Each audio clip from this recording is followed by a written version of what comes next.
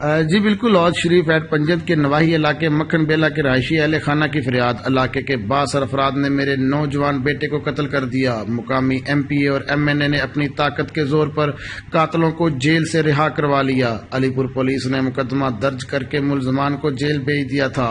سکینہ مائی نے اپنے دیگر اہل خانہ کے ہمراہ احتجاج کرتے ہوئے کہا،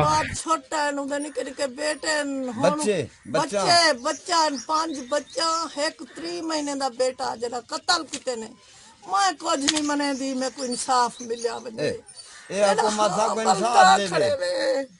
میرا کو کڑی لگی کھڑی ہے نا، تتی دا پتہ لگدی نا، چھالا پتہ لگدی اے حکومت کا مسا انصاف مقبول ہے کہ محمد یوسف، محمد ایوب ولد حضور بخش، وسیم غلام عباس، سلیم عرف چیئرمین ولد عبد الغفور، خدا بخش ولد صادق منیر حسین عرف منی ولد محمد حسین، شکرہ ولد محمد حسین، اقوام موہانہ سکنہ مکھن بیلا، 5 نامعلوم کس افراد نے مسلح ڈنڈوں سے حملہ کر کے میرے بیٹے طارق عرف عرفان کو شدید تشدد کا نشانہ بنا کر زخمی کر دیا تھا۔ ہماری آہو پکار سن کر دیگر ہمسایہ گان کو جب آتے دیکھا تو ملزمان وہاں سے بھاگ گئے۔